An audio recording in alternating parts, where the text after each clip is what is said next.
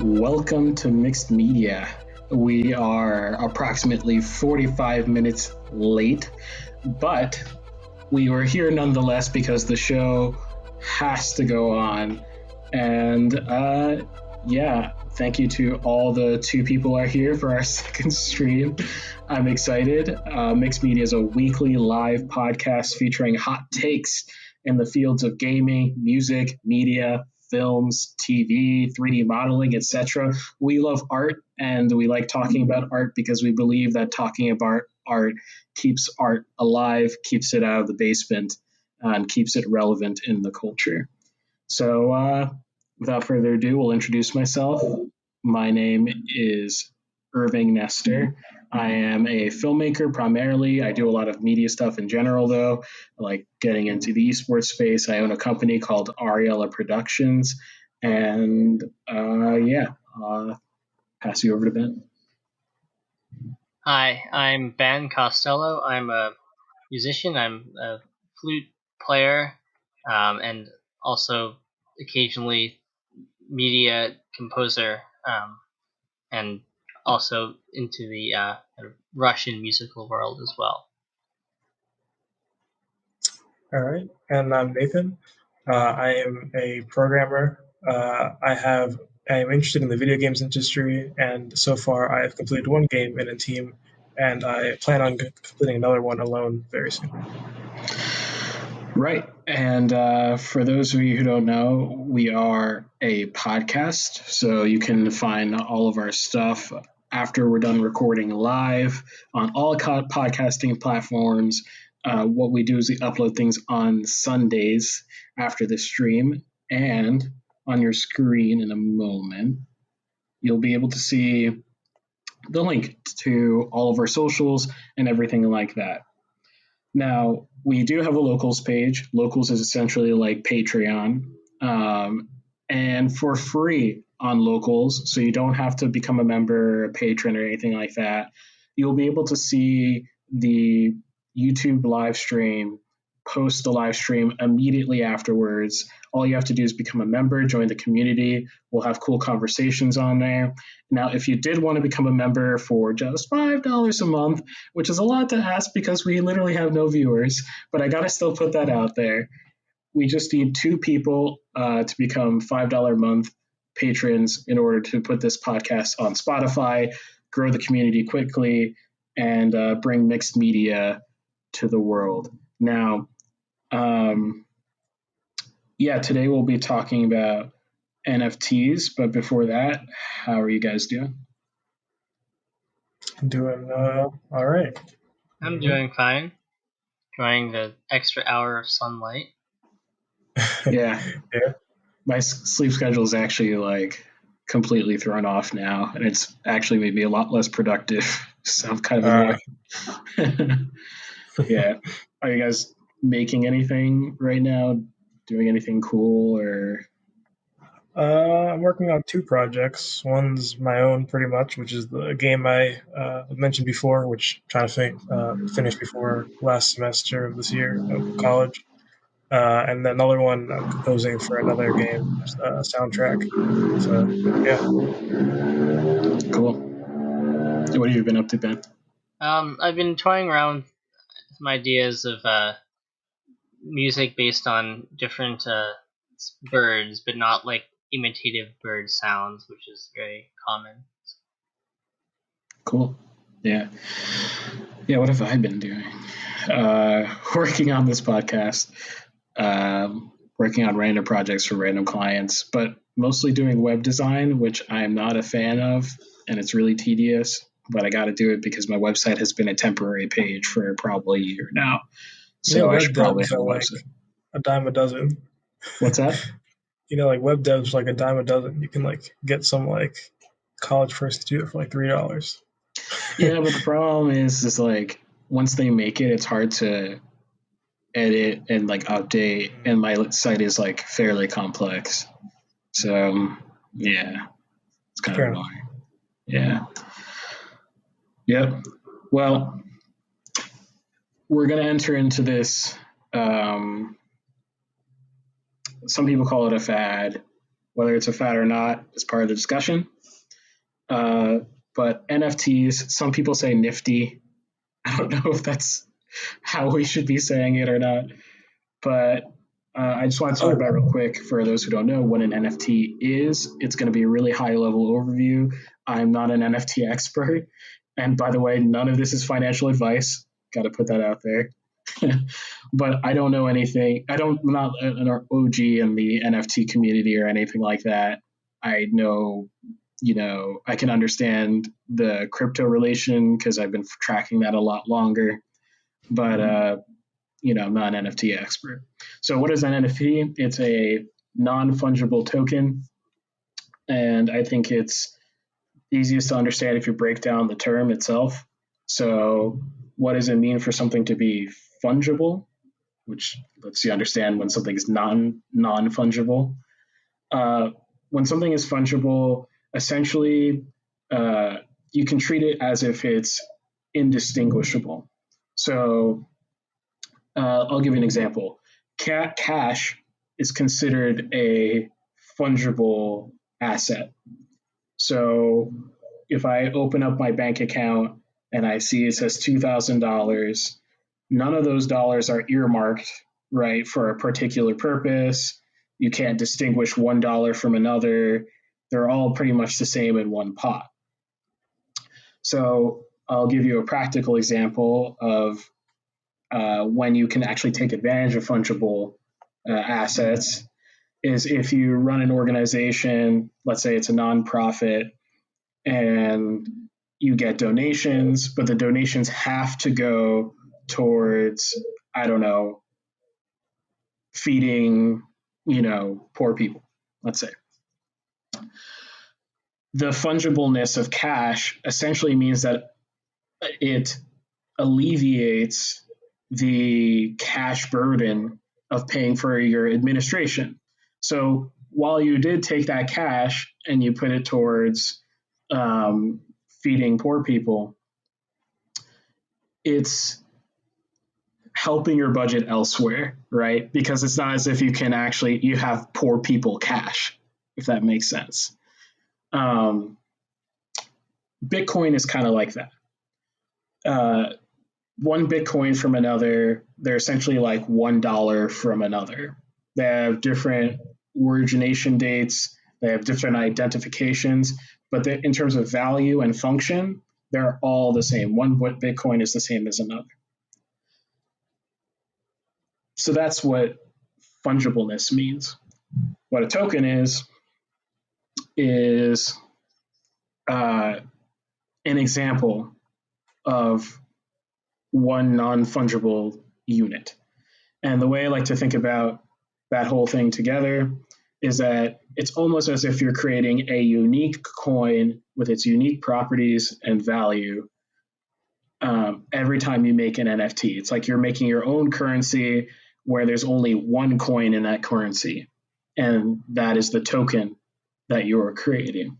So an NFT is non-fungible, meaning each NFT is differentiable from each other. There, you can tell the difference between one NFT and another.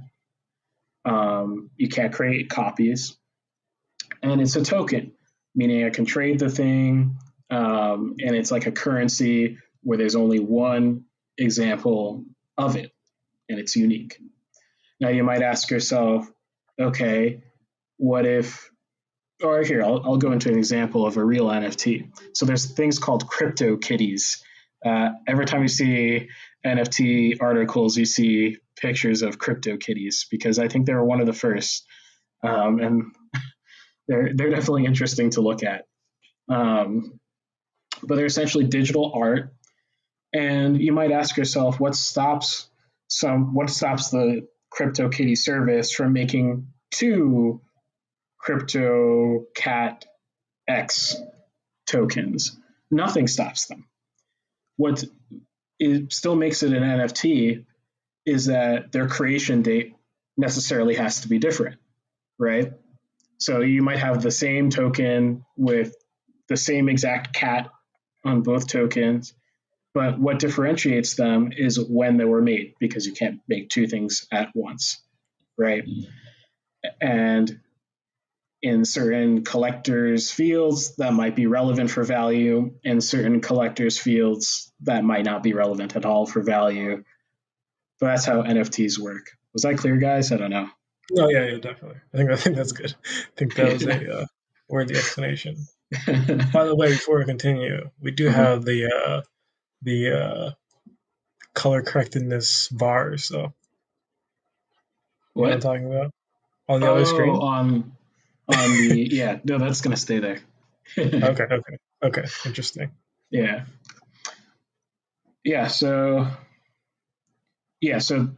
NFTs have appeared because crypto is here, and the reason that is relevant is because it allows you to create NFTs. So you can think about a painting, right?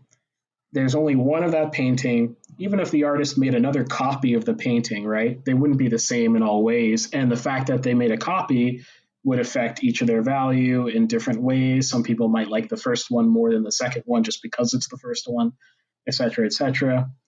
And uh, but that painting, we can't really do the same thing easily digitally. We can't like go to a digital auction very easily and take ownership of something where everyone can verify that I'm an owner. When I'm home and I buy some cool painting, I can always bring my friends home to come see the painting and say, look, at this rare piece of art. With digital content, anyone can copy the picture, right? But the way you prove ownership is through the crypto backed NFT, which you can open up your crypto wallet and say, look at my crypto cat. And you know that person must be the owner because it's secured by the blockchain. And there's no way to fake that. That person has that crypto kitty guaranteed. And you can Can I go look it up in the crypto guess? cat database. What's up? The way I like to think about like the NFT ownership stuff is essentially like you can think of the sort of like you think of a token as like a signature essentially that shows that it's relevant, and in the same way that a signature on an art piece would a physical art piece would increase its value, it does the same exact thing for a digital piece of work essentially. Yeah. Um, yeah. And so I think it's relevant to talk about what crypto exactly does, just because like without it, it wouldn't function. So like you could think to yourself, okay, why isn't there just like a copyright verification service that like just I don't know, you have some other wallet that's not related to crypto and it shows, oh look, you own the crypto cat. The thing that crypto does is it forces tokenization, forces uniqueness, and forces security. So, in short, it's hard to steal from you. So, if I had a wallet on some service that it was not crypto based, in theory, someone could hack the service and steal all my goods very easily, take all my stuff, and that's not very good for an economy. In theory, that's at least that's what NFT people would say is that that's why this didn't happen before, because the security wasn't there to create a secure economy that would remove piracy, right? Um, and the force uniqueness. So usually these things are based off of Ethereum, and they're essentially these things called smart contracts that essentially put the crypto kitty onto the NFT. That sounds, I know for some NFT people that sounds like a really stupid way to say it, but I'm just going to say that for ease. And yeah, I think that's pretty much it for background. Yeah. Yeah, Yeah. So one thing go ahead. I'll add, and I'm gonna discuss this probably in relation to music, but like what it means to actually own one of these things is because it's not just one meaning of what it means to own it too. It's also dependent on the actual NFT that you're buying. Yeah, 100%. There, it's this is the way I present it is the way that I think a lot of NFT people will present it, but it's definitely different than buying a piece of art at auction. It's not the same thing. And I think that's worth discussing. It's also worth saying that an NFT, you can have certain, the terms, I guess, the agreement of the NFT can be different. So you can, profit off of it. The original creator can profit off of it for every transaction made between someone else with the NFT. So if someone buys the NFT originally, okay, they'll make the money. Then that person goes and resells it somewhere else. Then they can have it, so they make a portion of the money from the trade, essentially. Yeah. And really, technically, the sky's the limit with how the smart contracts get integrated with the NFT itself. So you could have like wild contracts, like where you create an NFT where it has like 3 backers who all get a cut every time it's sold. And then on the 20th cut, then it doesn't do that anymore or something like that. The limit is only the imagination of the people making the NFT and your ability to code the smart contract.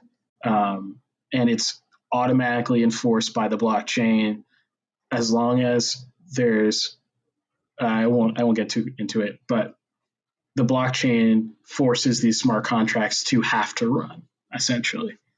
So yes, cool. Yeah. Well, Ben, if you want to start with the music angle, I think that's a fun angle.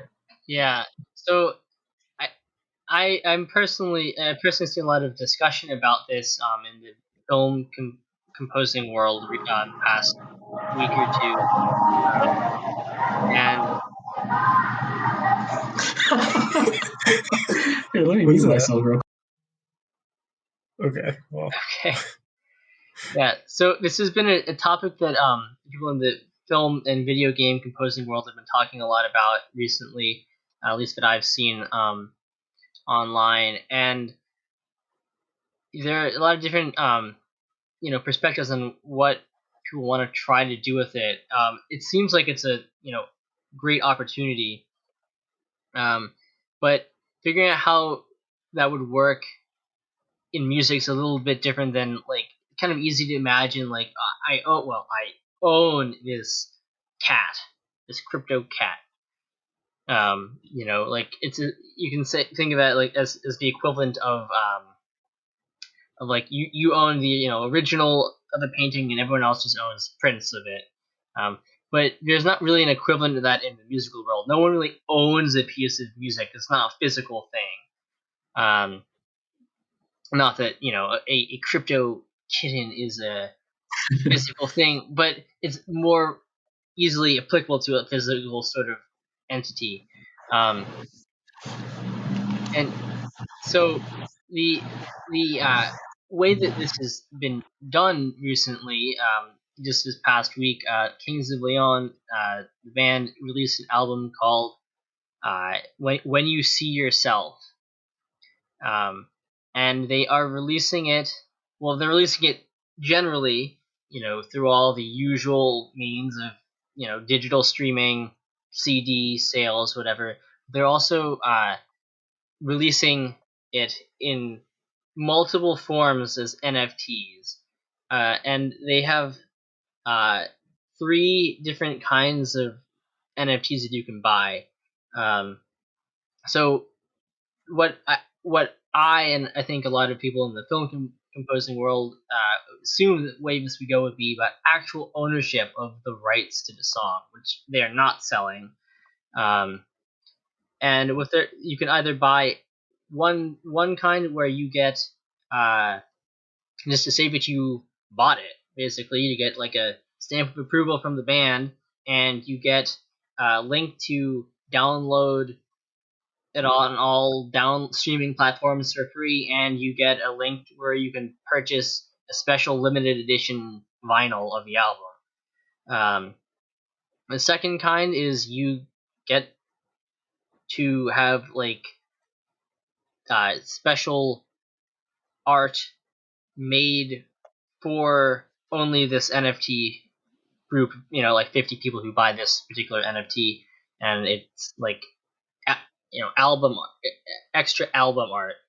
And the third is you get all of the other things in the first two categories, and you get a special code where you get to every concert or to every tour they do in the future. At one concert on every tour, you get 4 VIP front row tickets to their concert, backstage access. You get a limo to pick you up and drive you to the concert. You get concierge service at the concert, and you get one of everything at the merchandise store at the concert. So they're definitely the biggest group that's tried this. I guess a few other groups have tried doing this. So I guess it's kind of a new concept. Although NFTs are generally pretty new, and they are also all future revenue that they generate from resales of this stuff is apparently going to some fund for backing musicians, touring backing musicians who don't have work at the moment. Well, question. So, if I didn't fully understand, is the vinyl one like? So, if you buy the NFT, do you get the vinyl, or is it like a digital vinyl? No, you get like a link to some secure website where you can buy the vinyl. Oh, so they're kind of double dipping there. You buy the NFT to buy the So vinyl. you may it may just be. I'm not sure you have to pay again for it. I'm not. Oh, okay. That's not entirely clear from what I've read, but Yeah. So what's the incentive of like? Why would they as a group choose to do this over just selling the vinyl? Like just one copy of the vinyl. I guess in theory, so the group that is like made this possible. I don't. They're like in charge of releasing the NFTs, selling the NFTs on behalf of the band. They have decided they're going all in on this market, and their idea is that this is to counteract the kind of musical culture we have now, where you don't own anything, you can get everything for less and less money via streaming. You might have ads, but you can still get basically everything for free. All music, it's out there. And their idea is that if every band and musician starts doing this, there's an incentive to own an individual unit of music, even if you're not really owning it any more than like I could just go listen to it on Spotify, but you own something of it. So the thought is that they are trying to recreate this era when you have to go out to the store and buy a CD or a cassette or a record. Whether that will ever happen, I don't know. Yeah. I guess what's interesting, actually, I don't know. This is one of those ways where I'm like, I'm not sure if this is the kind of way usage of NFT that will last. Yeah, because from the video game standpoint, that's not at all how it's going. Like they could have done a similar thing with the physical stuff, but as far as I can tell, I haven't seen any instances of physical things essentially being sold with the NFT. Well, actually, I think the physical NFT one is actually like probably the more legitimate NFT. I don't know. It really depends on the circumstance whether the physical component really matters. But like in terms of like I own this album and the attraction is that the value holds for resale, it's like the second part of that that's like not necessarily true. The value will hold for resale. Because like in the CD world that wasn't even really true because there were just there were so many of those things. No one was collecting CDs, Collecting what was it? I feel bad now. I just spent $14 on a special edition Disney Little Mermaid release today, so Well, I mean, you bought it for yourself though, right? Not for like collecting. I mean, yeah, not to say that I have it, but because I want to hear like the full recordings that unreleased recordings from it. Okay, that's interesting. But see that's different, right? Because that's only available there. Whereas like the song, they're still streaming it, right? No, so this particular release isn't available on any streaming platform. Okay. That changes things. That changes everything. Okay, that makes sense. But then now you're just measuring how much. Huh? Otherwise, I wouldn't have bought the CD itself because I like CDs, but where do you actually play a CD? Yeah. Yeah. Interesting. So yeah, go ahead. Yeah, so I guess the attention though with media composition, which is more of my thing than like pop music, is that it's really hard to do that because if you're Hans Zimmer or John Williams or John Powell, they don't own their music unless they write it something separate that's not for a film or video game. It's owned by the studios. So even if such a market existed, they can't actually sell what people know by them because they don't own it. The studios own it. So figuring out in the media world, people are trying to figure out how they could actually leverage that, or not leverage that, but or find a way to use NFT.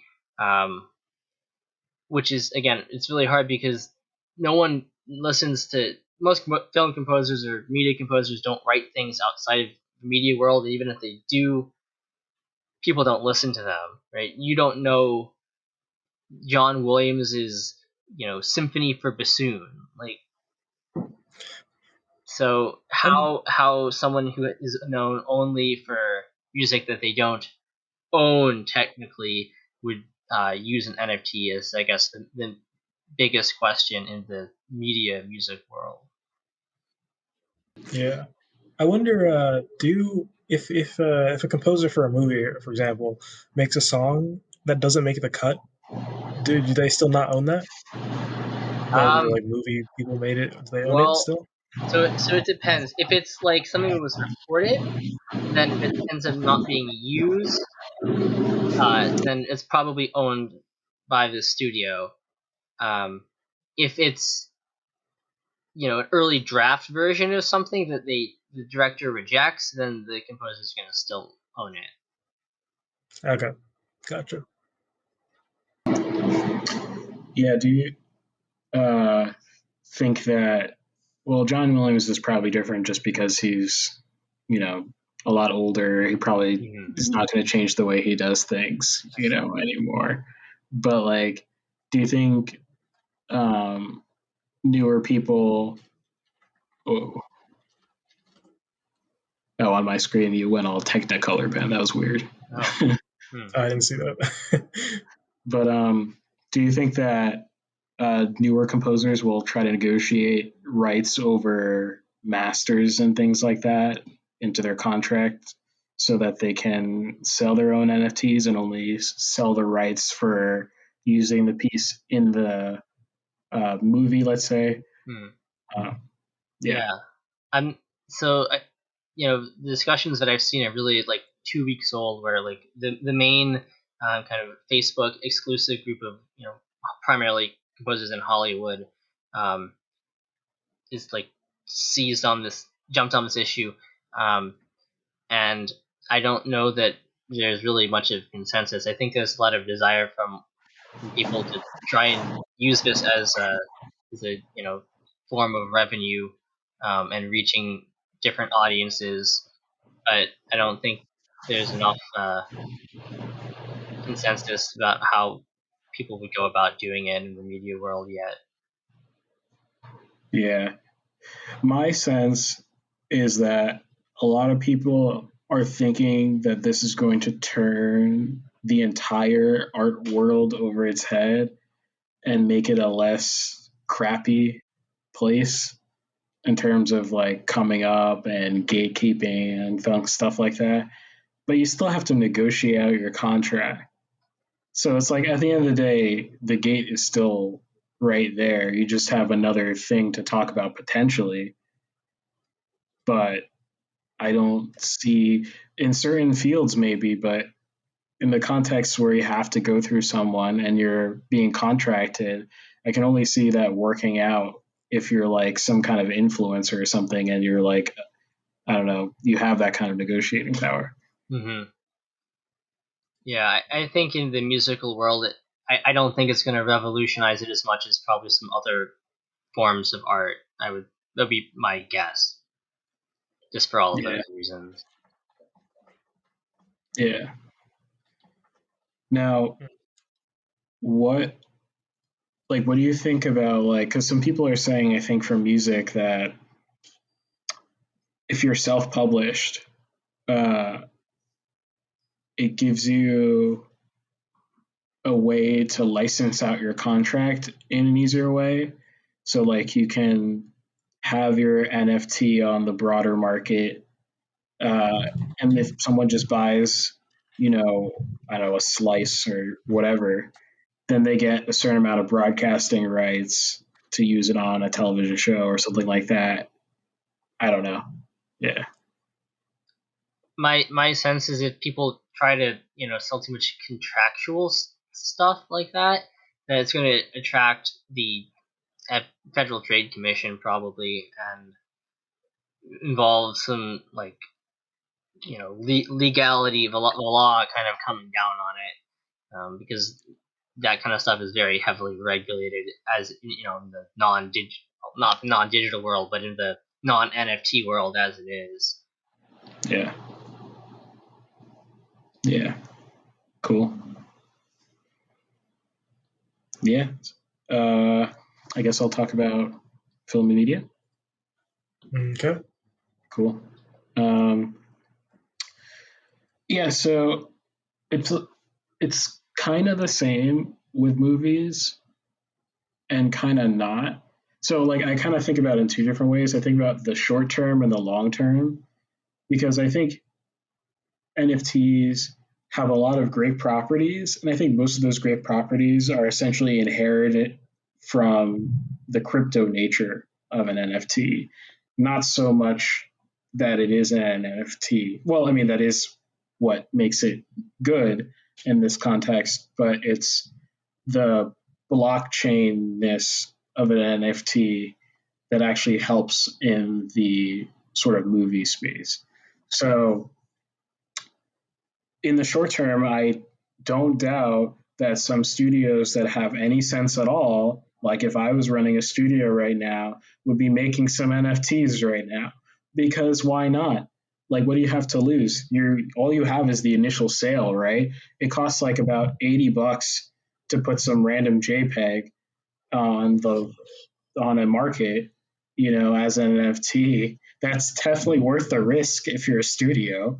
It's $80 and you stand to possibly quickly turn around and sell that thing for like $5,000.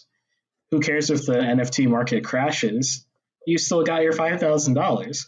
So, because okay, yeah, you forfeit all the resales later, but it only costs you $80 to make the NFT.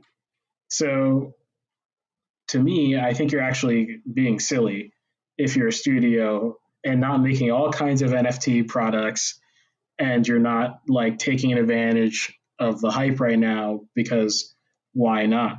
As long as you're being honest about it, as long as you're not saying this is some sort of like gold like asset that will hold value for like 50 years. As long as you're not promising that and you're being honest and saying, look, this is speculation and this is fun and this is trendy right now. We're going to make some NFTs.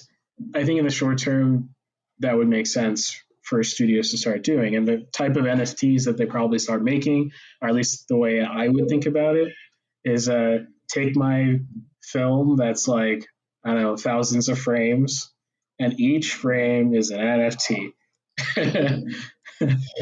And Each frame, you could wouldn't it be interesting if it was like a sort like each moment like NBA Top Shots is yeah, so like I thought a about segment that. of the movie. I think for sports that makes a lot of sense, but for movies there are iconic frames. Like there are frames in movies that are like, and I would agree with that sentiment too. I kind of like the romanticization of that frame. That one frame. I think that's pretty cool.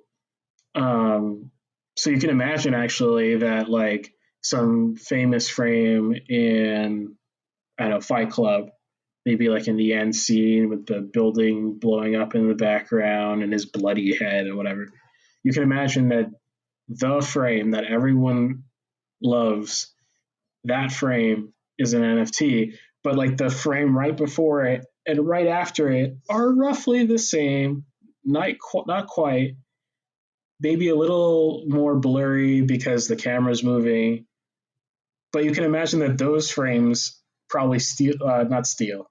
They probably have a lot of value too because they approximate the cool frame or something like that. You can imagine people making trades based off of that. Now, is that sustainable? I don't think I can say for sure because I'm a big fan of crypto. Asterisk. I think it depends, but uh, with NFTs, I'm like bullish on the space, but not bullish on any particular example in that space. And like with things like this, I think it's purely culture driven. So like for example, take baseball cards, right? It's not that it's different, definitely different. But if you think about the first person to make baseball cards, um, the same questions would apply. Like, well, are these good investments for 100 years or et cetera, et cetera? And you wouldn't know, right? Because you don't know if the culture of buying baseball cards is a viable culture, right? Yeah. And it's kind of the same thing where it's like, is NFT culture going to become part of like American culture, global culture, where people like showing their NFTs to other people? And that can always decline, right? Because culture can always change, just like any collectible culture can change. Yeah, the Mona Lisa is not pretty much never going to change in value. It's only going to go up. But like there are little baubles and things that all of a sudden people don't want anymore and can crash in value, you know? So I'm not sure. Would would that using it seems like a comparable thing to the baseball cards? Would you think then that like about selling every frame of a film or just things that are near iconic moments? Because I mean, I don't know enough about baseball card collecting, but I imagine that there's not much value for some random player in some random year who had small number of at bats and had a terrible batting average and was never heard from again. Right? The value I think is more in like this particular edition of a card of some important significant historic player and some historic significant moment, maybe of the historic significant picture kind of thing. Right? So Mhm. you think there's going to if you think that the studios should be selling every frame or just the frames that are important, iconic? I think they should sell every frame just like they still make baseball cards for every player, when they're rookies, There's like there's you don't know, you kind of just let the market tell you what is valuable.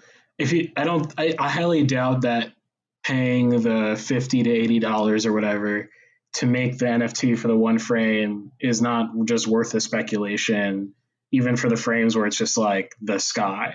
Because you never know, right? Like, what if like that shot becomes legendary in the future? Or like, or for example, you could start speculating on actors, right? There could be some random actor in the background, and that's his first movie, and people want to own the first appearance of that actor who then later becomes famous. You could spin it all kinds of ways, and I really do think it just depends on whether it catches on, pretty much, or like, and how long is it a fad actually, or is it like a sustainable culture? Like, people think it's cool or not? That's pretty much it. Yeah. Yeah.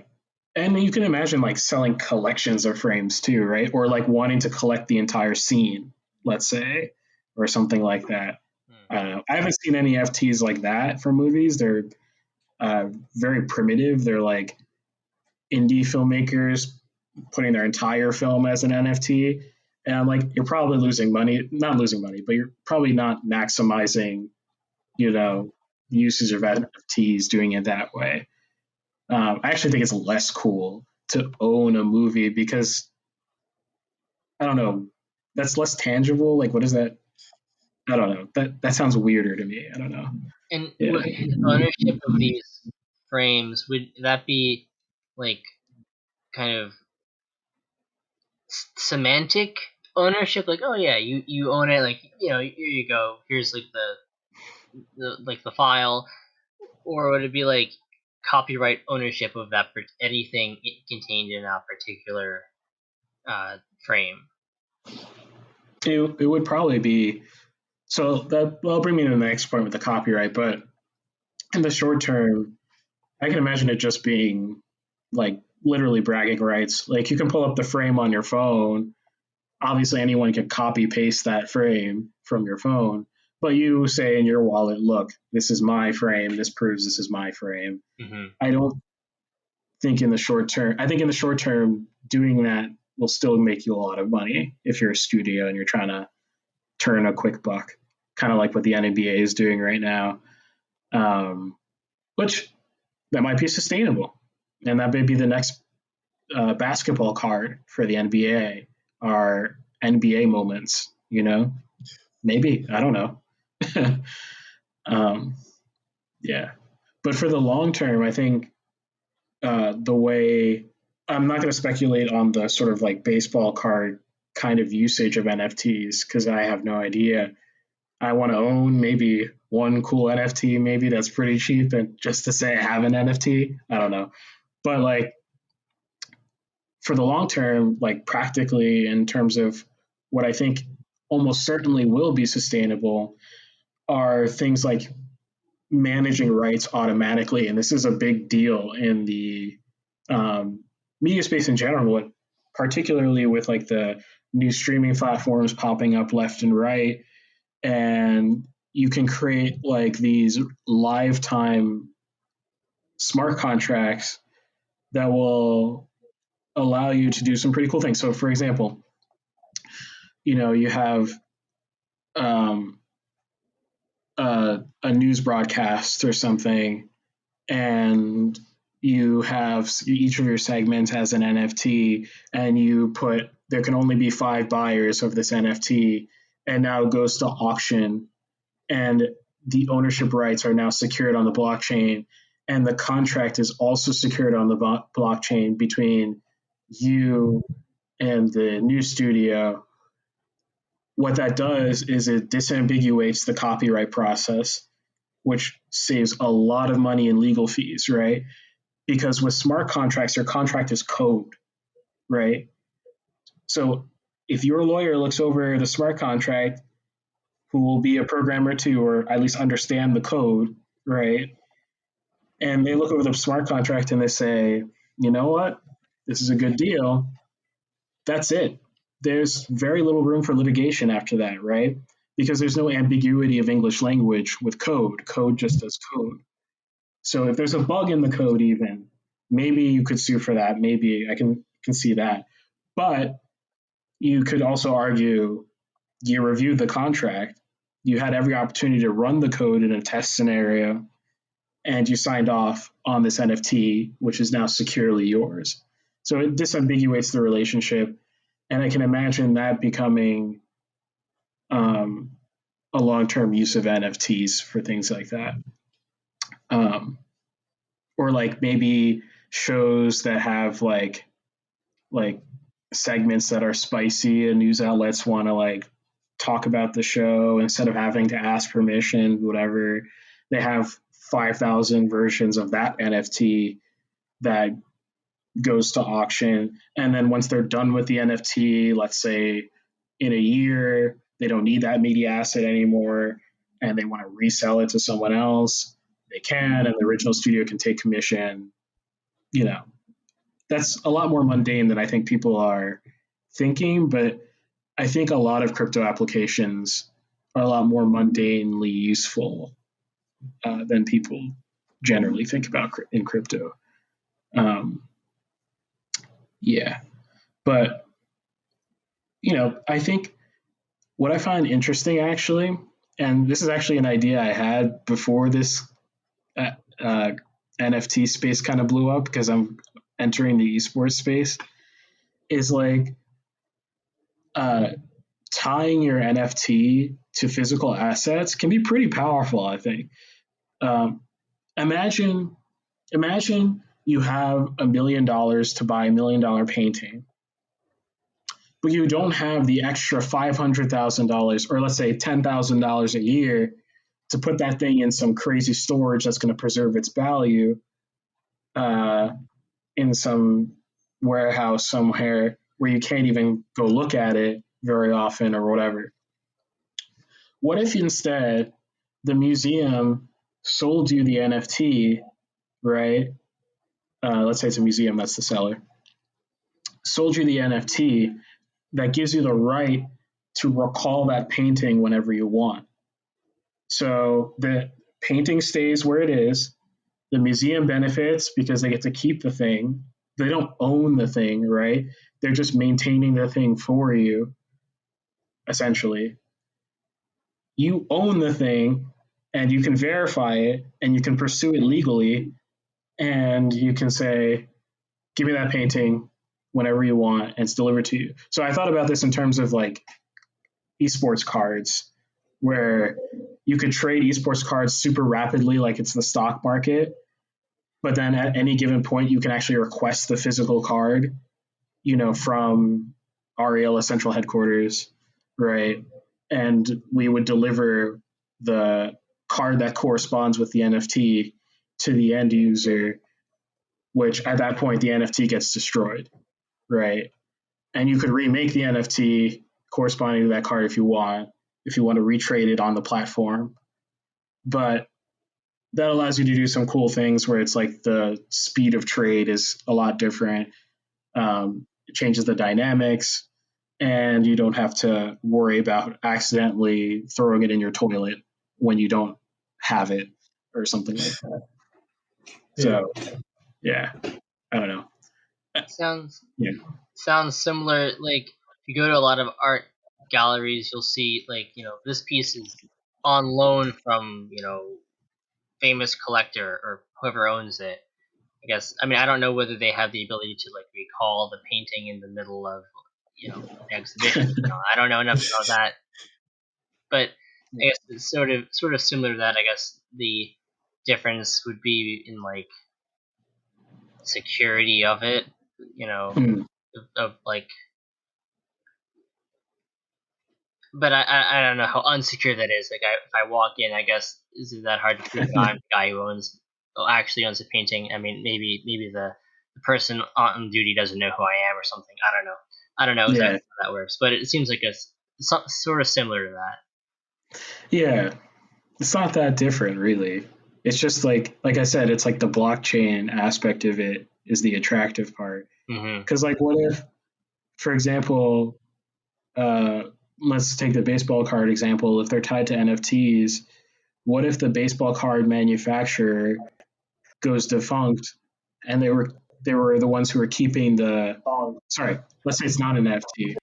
Let's say they were keeping a ledger for you of who owns what card, and they were doing that centrally to themselves. The blockchain aspect of it allows it so even if that company goes defunct, you still have proof of ownership, no matter what. I guess that would be like the on the top benefit. I don't know if it's really that different other than being secured.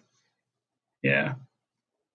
But yeah. Oh, I can imagine though, like exclusive content, like behind the scenes stuff that no one will ever see becoming an NFT, and it's up to you to secure it so it's not copied, right?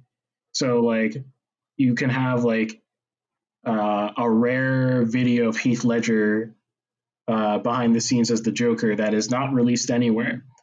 You sell it as an NFT, and you can only view it, which would be maybe part of the fun, if you buy the NFT. You get the thing, and now you're the only person who can see it, and the only way anyone else can see it is if you show them. You know what I mean? That's interesting because it's more like the physical collectible, you know. Yeah, yeah. I don't know. We'll see what happens. But yeah. Oh, sorry. I know I'm talking about it a long time, but Interesting stuff. I think with serial content, some interesting stuff can happen. I don't know if it's a short term or long term thing, and again, it depends on the culture and how it goes. But with serial content like TV shows or even like YouTube shows or web shows and things like that, or someone's TikTok channel or something like that, you could set an NFT future, right? You can say, I'm releasing episode 7 tomorrow. You can buy the NFT, though, that corresponds with episode 7 before it comes out, which allows you the fun and the intrigue of speculating on whether episode 7 is going to be any good, right? I think, yeah, go ahead. Oh no, I don't have anything to say. I'm just thinking. Oh, okay, yeah. It's kind of like buying like a rookie card for a sport. It's like you're just taking a guess as to how it's gonna be. Although I feel like, yeah, if it's a show episode, it's probably best if it's some show that has a story that progresses, or else it's literally gonna be random. Or In which maybe case you can be like, oh, what's the next episode? Or what'd you say? Maybe the randomness is alluring speculation. I don't Literally a random gamble. Then you have to be careful that there aren't any leaks, which is seems to be a problem with true. everything these Insider days. trading for NFTs. That's true, yeah. And that's not like something that's regulated, I'm sure. So, Yeah, people can get away with that pretty easily, actually. Yeah, that's a great point, actually. And that might be the single reason why it doesn't take off. It only takes if let's say let's say what's a good show? Well, SpongeBob's no longer a good show, but let's take SpongeBob for example. And they release another episode, or before they release another episode, they sell the NFT for an episode. But then there's some leakage that happens behind the scenes, and someone whispers to someone else that episode's not going to be that good. It's not going to be good. So don't buy it, or I don't know. Let's inflate it let's hype it up or something like that. But we know it's not that great. But we need to cover our $80. That could leave a really sour taste in the community if that becomes public for such a large IP like SpongeBob, and that could dirt the entire NFT space. And with coverage, right? Like the endless negative news cycle will probably run it into the ground, and then what happens to the entire space, right? I think people need to be careful. Yeah, I mean, there's already an entire industry of people who are, go about trying to get leaks, and they have their sources for, all the big Disney properties and probably every other, property out there too that I'm just not aware of. But that's certainly a thing. Like be a YouTuber who makes your living talking about spoilers that you got from your sources. Right. Yeah, that's that's a good point. That's a big problem. I mean, it only affects the one section though, so it's not like that's the main selling point of NFTs. It's sort of just like a thought, a possibility. That's the thing with NFTs is like, unlike other collectibles, it's kind of the sky's the limit. Like it's the imagination of people who make NFTs.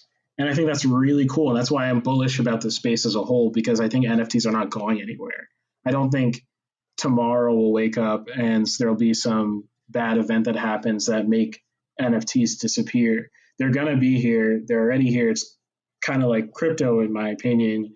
It's here already. There are billions of dollars. There's banking institutions, huge banking institutions are already using these tools.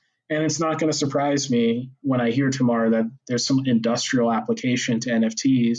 That means NFTs are going to be here forever, you know?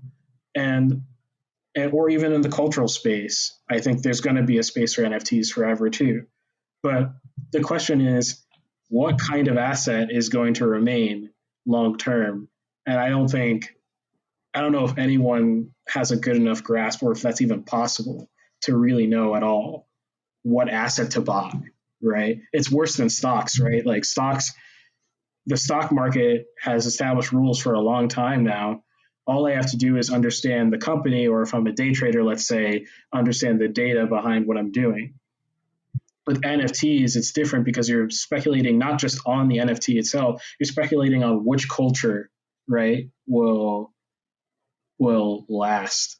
And these are particularly for like non-functional NFTs, like movies and things like that, that don't have like an inherent function to them. They're just like a collector goal.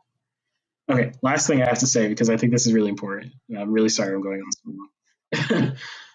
For memes and small content, this is where I think NFTs are super cool. I just don't know where it's going to go, like I said.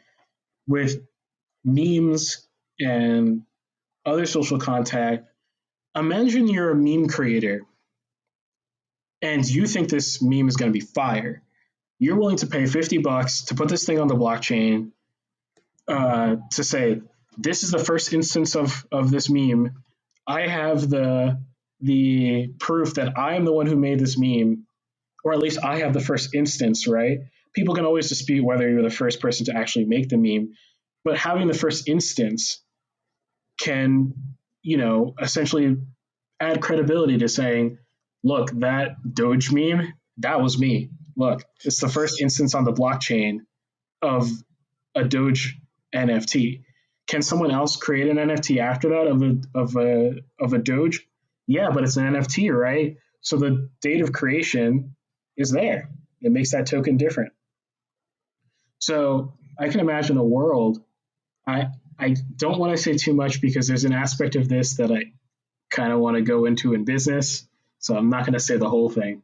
Maybe I'll say it to you guys offline. But but you can imagine then going ahead and selling that NFT, but the smart contract always has your wallet ID attached to the NFT. The wallet history of the NFT is tracked on the NFT itself. So you can sell that NFT now, later, to say, oh, this is the Doge guy's NFT. That's so awesome. I want to buy this. You can make commission from that sale every time it's sold. And you never give up the bragging rights that you were the one who created the Doge NFT, because the NFT itself keeps a ledger of who owned the NFT. That, I think, could be a big game changer in the social media space. I also just think crypto and social media is like one of the most beautiful matches made in heaven. And I do also think that Facebook, maybe Google is not as much because YouTube is not as prone to these kinds of problems, but other social media outlets need to watch the crypto space and not get killed by it, because this is the kind of thing where potentially, Facebook's leverage of having 10 million servers in the desert might be challenged by a distributed network that is automatically funded by all the users who use it. So it's an interesting space as a whole to keep track of. And like always, this is not financial advice. Diversify your assets. And yeah, that's all I got. Speaking of the meme thing, I had an idea for a way you could meme creators can monetize themselves is, there are some people who are known for creating very popular meme templates, but not the memes themselves. Like they just make the general image, but they don't put any text, right? Mm. So you could speculate on those templates and be like, oh, this is the one. This is the one that's going to be very popular, and then you could go and buy the NFT for that meme template. So Yeah, I think so too. Cool. Is that it for the yeah, stuff? That's been it for me. I talked too long. No, it was good. It was good stuff. A lot of interesting ideas. Yeah. Okay, so for the video games industry, I took this like at a whole different angle than you guys. Like, when I first heard of NFTs and I first did research, it was clear to me that this was a collectible item at first. And then when I was reading stuff and watching videos about what's going on in the NFT space in the video games industry, it seems like they're going a whole different way. So first, let me talk about what can be made into an NFT in a game. So you have things like skins, right? You have things in, for example, like a racing game. Perhaps you have a car. So like in Forza or in like Rocket League, you might have a unique car with a special NFT. You can have decals, whatever it is, modifications, wheels, fancy rims, whatever, right? As well, you can have certain things like user-made content. So, for example, let's take the example of Minecraft, where you build things yourself. You can have certain structures be NFTs. In a game like Trove, which is a Minecraft-like game, only in the visual aspect, not really in gameplay, but you can also build things in a blocky style way. You have NFTs there as well. Or in a game like APB Reloaded, which allows you to deck out your car with fancy decals and stuff like that. It's super customizable. You can make music within the game, stuff like that. That would be interesting for user-made content becoming an NFT as well. You could potentially make NFTs out of locations or buildings within a game. So those are the type of things that you can do. So the incentive for users wanting NFTs for these things versus the traditional way of just you buy the thing and then that's it, right? And nothing is unique like that. Is that in-game purchases are no longer regarded as a complete loss of money, but instead they can be seen as an investment, right? So, for example, if you buy like your $20 skin or whatever, right? Well, eventually one day you're gonna stop playing that game, right? And that $20 is no longer useful to you anymore. In theory, what should have happened is you should have gotten your use out of it, and you're like, okay, the $20 was worth however many hours of gameplay I played, given what I got for it, right? In this case, it's actually even better for the user because the user can now say, well, not only did I, get a good use out of it, I can just sell this thing again, to someone else. And it's worth a good amount because it's unique. The one potential downside to this is that, games die eventually. So, you might have a point where you buy something from a game and it loses value because the player base is just not there anymore. This is interesting because this really depends on the popularity of the game, and when you buy like a skin or car or whatever it is, you're sort of speculating on the popularity of the game as well. If you're buying to resell eventually, in hopes that the game will die. This is what I thought of initially was like Rocket League, right? So what's interesting is if NFTs existed before in Rocket League, not that they exist now, but I mean, if prior they had existed in Rocket League, there was a huge spike in player base when the game became free, when Epic Games Live.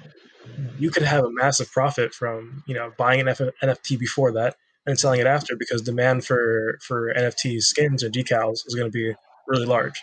So that's the incentive for users. Um, and the great part of this is that APB Reloaded is essentially so for those who don't know, APB Reloaded is a game that has a lot of customization, where you can you can customize your cars. I think you can customize your outfit, like specifically what's on your particular apparel thing, and you can sell it for in-game money. And that's something that a lot of people will just do. Like they won't even play the main gameplay. They'll just have fun buying a car, buying a stock car, customizing it, and then selling it for more within the game's economy. Now, this is interesting because they don't actually make any real money. They can only make the in-game currency, which, I mean, if you don't even play the game for the actual gameplay, is more or less useless, right? So this is interesting because an NFT can be turned into real money, right? So, in the case of, the common Ethereum variant, you can turn that into Ethereum, which you can, spend, or you can turn that into USD or whatever currency you want to, which you can also spend. So it turns what it's a game into a potentially profitable business for, yourself. It might not be crazy popular because at the end of the day, it is just a virtual item. But I mean, judging by the insane prices that some of these, art pieces are going for, I think, they might actually have something, for people who want to be doing this. For developers, the incentive is that, as things get traded, uh, they can have a contract on it, a smart contract that makes so that they get a slice of the cash, right? So I can imagine in APB Reloaded, the cars you sell, I'm sure get traded like crazy, like because you can trade them already within the in-game thing, but the developers don't actually get anything from that because at the end of the day, it's just virtual currency that doesn't have any real world value. So if you attach it to a actual currency that you can spend outside the game, it means that the developers can essentially tax those tradings and then they can make money themselves. And in the case where we're talking about user-made NFTs and not like not things like pre-made decals by the developer and stuff like that, you can have this thing where people are coming to your game specifically because they want to be doing this. You can increase your player base that way. So there is one game that I found that is currently doing this. There are actually multiple games that so far that are taking advantage of NFT technology. But one of them is called the Sandbox. The Sandbox you can think of as the aesthetics is very much like Trove or Minecraft, I guess, in that it's a blocky game, right? You can build in it, like the same kind of deal. But you can also think of it similar to something like Roblox almost, in which you can create multiple games within the game itself. That is essentially the selling point. Is that there is no default game. Like you make the players create the games inside the game, right? And they create the scenery, they do all that, right? Uh, and the interesting part about it is that you can buy and sell land within the game. Because in order to host a game, to make a game yourself, you need to have a map to put it on, right? And so you need to buy an actual, place in that virtual landscape where you can, build that game, and you can build it next to, next to other, attractions, for example, that might give it more value to land and stuff like that. Um, and yeah, and this is something that developers might want because it's backed by a blockchain, meaning that it's more or less impossible to duplicate one of these unique items. Um, and Yeah, I think. Oh, and in the sandbox, it's worth noting that you can sell the land after you have it. So right now I checked their website, and all the land that they have is sold out. Now this is interesting because unlike real land, they can just make more land whenever they want to, which I find interesting. So it's sort of like they essentially control the price of things because they can set the supply.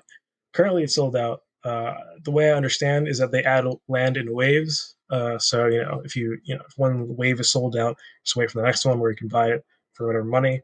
Uh, you know, I have a feeling currently the land is cheap. However, I have a feeling that as this game becomes more popular, which I think it will, the land is going to get more expensive because there's more demand for having places to make your games go.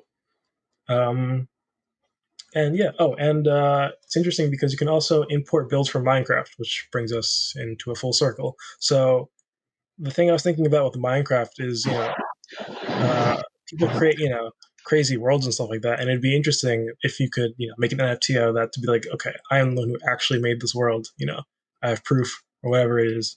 You know, and the Sandbox has some pretty big partners, which is why I'm pretty, convinced that they'll start to grow.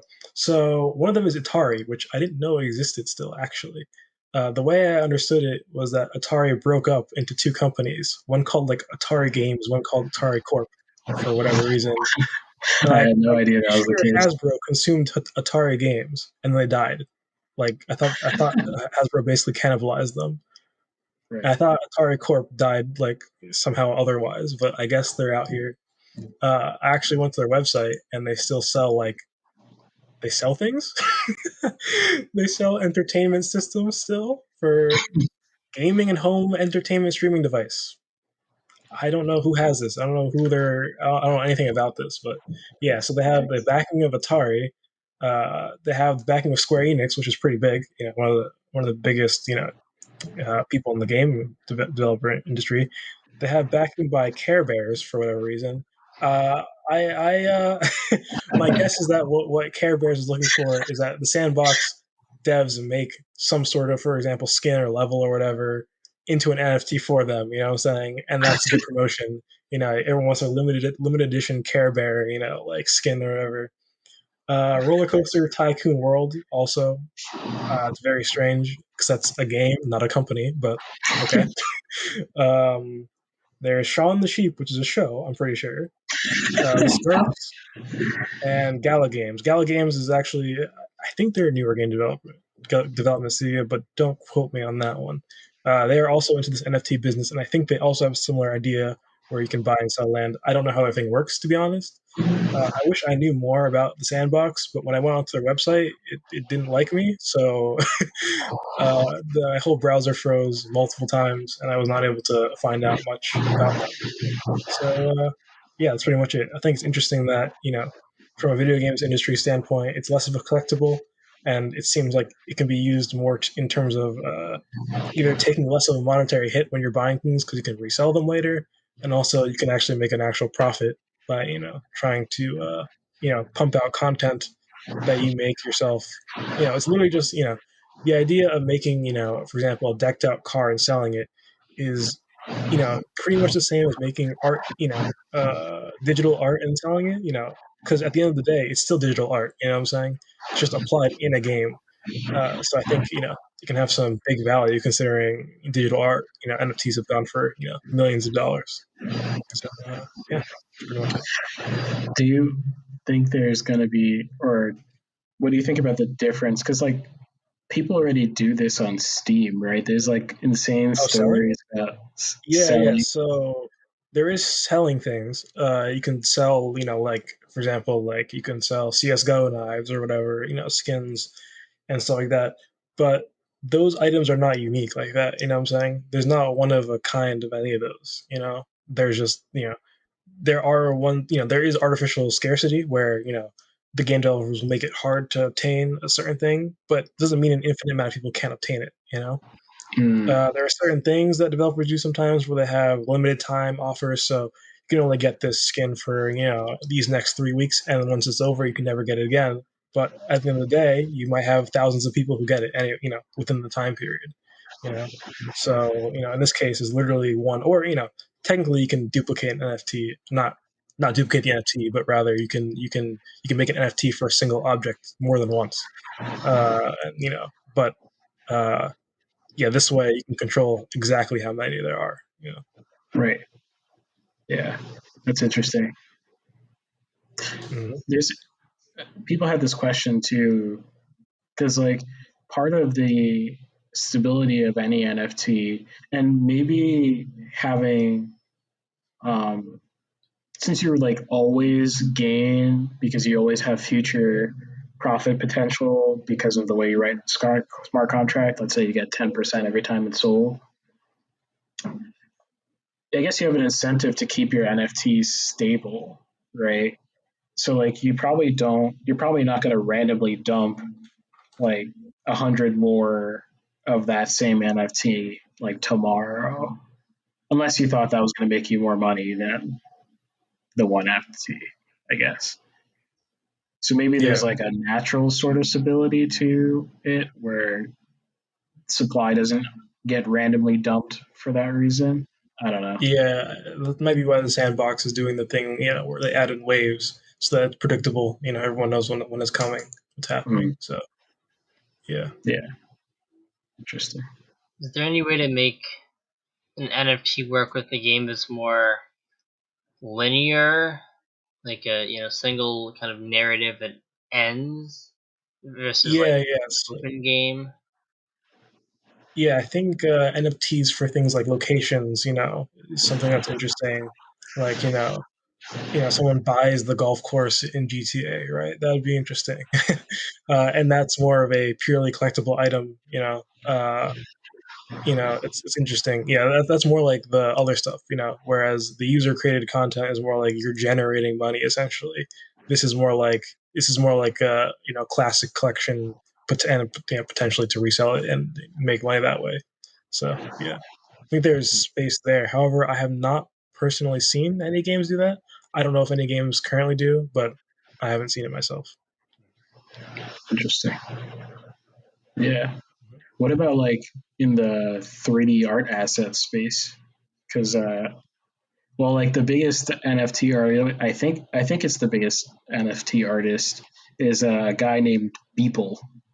Uh, he's actually on the thumbnail of this video, or not. He's not on there. His art is on there. It's Tom Hanks punching a coronavirus in 3D. It's quite visceral, but Yeah. it's definitely unique. I'll give it that. But uh, what about like 3D art assets when it comes to like games? Do you think that will things will connect at all or anything? In the 3D space, I've definitely seen NFTs become popular. I've seen them all over the place. People selling their 3D art for some money for as an NFT. So it's interesting because 3D art is something that you cannot copy and paste the same way as you can an image from the internet. You know, because a 3D art is three dimensional, right? So if you have the source file, you can rotate that model around, and you couldn't make another image out of it. From a different angle. Whereas an image, you have one angle, and so copying it is literally just that. You just copy it. Whereas a three-dimensional, like a FBX file, OBJ file, whatever it is, that's actually three-dimensional, and you can actually rotate around the object, stuff like that. Within the gaming scene, I think that's that might be like I can see certain things like custom models, like unique models for certain things that may function the same. For example, perhaps some weapons in game, it may function the same as this base model, but it looks different in some way, in an actual topological way, rather than just the texture. And I can see that being sold as an NFT. Yeah. Interesting. Yeah, I can totally see NFT games being a thing. Mm-hmm. It's like that's exactly what it is. It's like when there's like one thing that makes a lot of sense to me, even if it was purely digital, NFT Pokemon, or like because like Mm-hmm. you literally when you're if you're gonna play like an online Pokemon game that has NFTs, you're gonna walk around with your NFT by your side, your little Pikachu NFT or something like that. And let's say each Pikachu has like some slight difference about them. Maybe Each this Pikachu, Pikachu? huh? Each Pikachu? Did you mean Yeah, each like Pokemon, or did you mean literally? even because you can, there are only so many Pokemon, right? Okay, yeah. So, I mean, typically you can collect multiple of each type, right? Gotcha. Okay. But like, let's say each type is like slightly different. Like one's got like a little tuft of hair sticking out here, and the other one's got like I don't know, a crooked tooth. Or one of them, when it uses the thunder attack, it's blue instead of orange. You know what I mean? That makes a lot of sense to me because that's like functional. Like it's like that's every time you use that move, you're gonna feel good if you bought the NFT because clearly you thought it was worth it. Or like if you found the NFT because playing Pokemon is essentially like mining, right? Or something like that. And then the resale value of that Pikachu is high or something because there are like two known Pokemon that have blue lightning or something like that. That could be interesting. Yeah. But that's like in an existing collector's ecosystem. Like there's already a Pokemon collector's culture. So that makes a lot of sense to me because you don't have to invent any new vibes in that culture. You just you're just piggybacking on the existing collector's mindset who everyone is already in there. And that's the kind of thing I think probably stands more of a chance. Yeah. Mm. Cool. Is that it for gaming? Yeah, that's all I have. Mm-hmm. Awesome. Now, I'm pretty sure everyone who was hanging around before is gone. Wait, no. Oh, So we had one person on Twitch, and then they disappeared, but they were there for like a good amount of time. All right, like solid.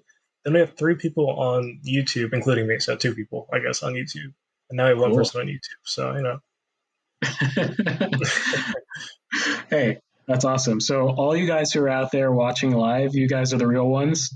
If you want to prove that you were here first, you know what you could do? You could buy an follow us NFT. on Instagram. That is at Mixed Media Podcast. I will follow you back on there, and I don't follow back everyone. So that will prove that you were a real OG. Maybe we should make NFTs for every episode so they can claim their spot. Hey, if Episode number I had, 2. that's honestly with the craze right now, it would be worth it if we had the money to just like make NFTs because it unfortunately it makes sense, but it costs money to make NFTs. If it didn't cost money to make NFTs, it would be a wild west out there. Oh yeah, everything would be an NFT. Yeah, exactly. But of course, in order to actually make the smart contract, you have to give it gas, which costs you crypto, which costs you money. So yeah, but for anyone who's out there and whoever's listening to the podcast in post, we'd love to see you in Discord and we'd love to see you in the locals community. In the pre recorded versions of this podcast, there are links to all that kind of stuff. And what's really important about the locals community is that I think locals is a great platform because it's a great troll filter, meaning eventually this community is going to lock down and no one's going to be able to interact with the community except for members, which means you don't get the trolls or the non-serious people or anything like that, all the spam or anything like that. But you can get there and be a member right now for free for the 3 people who are listening. So join us on locals. It's mixedmedia.locals.com. Very simple. You can make an account, join us for free, and this episode will be available after the stream there for free. That's not going to be like that forever. And we know we're going to explode once we fix our video, audio setup, and we're all beautiful. We know this podcast is going to explode, so get in there earlier. So that's the social media shout out. News? Do you want me to go first? Yeah, sure. All right. I have, I guess, a couple things. One, so AMD Radeon RX 6500 leaks have happened for the GPU. Unclear how true these things are, but potentially 32 compute units, 64 megabytes of infinity cache, and 16 gigabytes per second GDDR6 with 8 gigabytes of VRAM, which would, I don't know how many stream processors it would have, or the clock speed that was not listed, but it's apparently listed as being a quote premium 1080p gaming card. So make of that what you will. Premium In other, 1080. other news, PlayStation is, I don't know if they, I think they haven't done it yet, but they're set to acquire Evo. So you might have heard the Evo tournament, which is a fighting games tournament. They do things like Street Fighter, Tekken. I think they did Smash. Why do I feel like there's some weird thing where they stopped doing Smash? I don't know if that's maybe, I don't know if they stopped doing that or not, but yeah, Mortal Kombat, etc. This would be interesting because I don't know what it would mean for Evo. I don't know what PlayStation would have, planned for it. As far as I know, I don't know if PlayStation has any affiliations with any fighting games that I can think of. I don't know. So yeah, I'm not really sure what's going on with that, but that's definitely something to watch out for because big company, with access to exclusives, buying another big company with access to tournaments. So yeah. And my last bit of news is that apparently I looked at the Atari stock. They exist. Their price has not increased or decreased since 2004. So yeah. Do they still pay dividends is the real question. I have no clue. Interesting. For me, the biggest thing that caught my attention was actually sent to me by my friend Chris. So shout out to him. He's not watching right now because he's busy, but when he listens to this later, thanks. Um, and the article is about how Amazon is acquiring the rights over Thursday Night Football. That is huge. That is a big, big, big deal. Now, for all those who don't know already, Amazon already had streaming rights, but in partnership with all the other broadcasting networks. They are acquiring the rights for this. I think, don't quote me on the number, I don't have the article open right now, but I think it's like $1.2 billion a year Amazon's going to pay, and that's going to be kind of distributed amongst the networks that used to have rights over it. And that's how they've found their equilibrium. But for Amazon, apparently the play is that they want more Prime memberships. I think they're kind of stagnant on acquiring new Prime memberships post Rona, at least. And so they're trying to stimulate the amount of Prime memberships. If you think about how many people watch football and how many people who need to buy Prime now in order to watch football, that's a lot of hundreds of dollars per year, right? And so, yeah, Amazon is I despise the company. I'm not gonna even hide it because it's gonna come out sometime or another on the podcast. But this makes them an honest behemoth, and now I can talk about them all I want because now they're a media company or a full-on broadcasting company, so I can rip one into them some episodes into the future. So, real quick, so looking it up, Posted on the Street, which I believe is associated with Jim Cramer by some manner, says that terms of the deal were not disclosed. However, published reports have put the overall value of the deal to the NFL at over $100 billion, and this will be for 10 years. So, oh, wow. Okay. That's much bigger than I even thought. So, wow. Yeah, that actually makes more sense because it's distributed. Yeah. For music, not specifically media related, but interesting thing in the music community. Again, another death like last time. James Levine died, who was probably the most significant conductor, classical opera music personality after Leonard Bernstein. Longtime conductor of the Metropolitan Opera Orchestra and also the Boston Symphony Orchestra. A really charismatic, dynamic guy. If you look him up, see pictures of him conducting from his wheelchair, but also really important figure in the musical form of the Me Too movement, accused in late 2017 of a whole bunch of sexual, abuse from back in 1970s. So, and he lost all of his positions. So, kind of a significant musical figure, and also significant for his impact on the kind of Me Too sexual abuse reckoning in the musical world. Yeah, that's definitely there's two sides to that one. Yeah. Okay, well, for those who stuck it with us this long and can hear this outro, thank you. The biggest thing that you can do for us, and the easiest thing you can do for us, is hit the like button.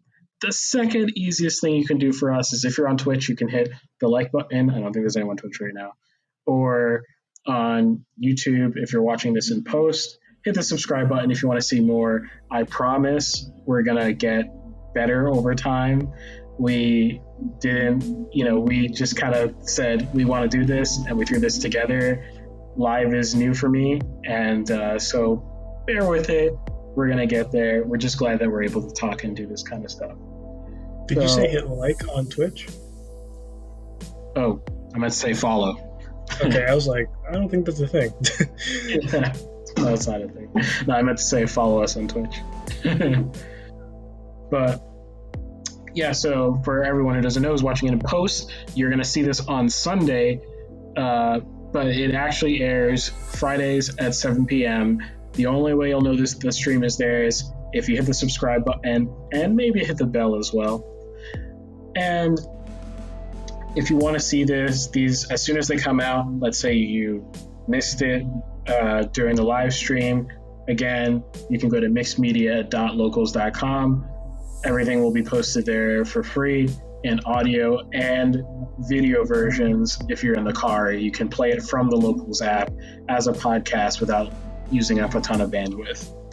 Last thing is it's Instagram. It's at mixedmediapodcast, and you can see our updates on what we'll be talking about in the next week on there, and you can hit us up if you have any questions there too. So, yeah, anything else, boys? Yeah, you can also, if you prefer, if following is not your style, although that would be highly recommended, if you want alerts on when the podcasts are happening, join our Discord. You can find the link to that Discord, I think, on ariella.co/mixedmedia. I think is the Discord link there. Yeah, it's there too. Okay, cool. Yeah. So, yeah, that's that. Do you have our links in like the YouTube description? Yep, everything is already populated in all the descriptions. All right, cool. So you can probably find it literally anywhere you look for it. So, yeah. Yep. All right. Until next time. See ya. Bye. Bye.